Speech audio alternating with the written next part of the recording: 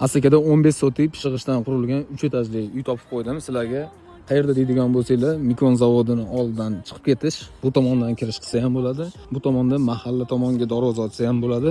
Xohlasa ikkisi bo'lishib, shunday foydalansa bo'ladi. Xonalar soni juda ham ko'p. Hozir ishlarini ko'rib o'tamiz.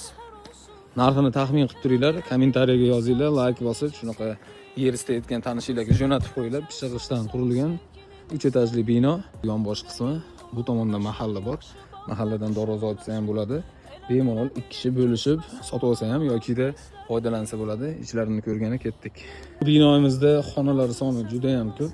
Tepada ham, pastda ham, podvalda ham xonalari bor. Jami 15 xonaga yaqin chiqadi. O'zingiz перегородка qilib, xohlagan joyingizdan bo'lib xona qilishingiz mumkin. Shoshilamiz do'stlar. Ko'rib turganingizlarda mana Marg'iloniy dom, yonida bog'cha yaqin va bu tomonda katta yo'l, Farg'ona yo'li. Bu tomonga chiqqaningizlarda eski Mikon 7-chinor choyxonasini oldi. To'g'ridan bitta darvoza qo'yasizlar, kirsa bo'ladi. Bu tomondan ham darvozaxona qilsa bo'ladi, chunki bu yoq mahalla.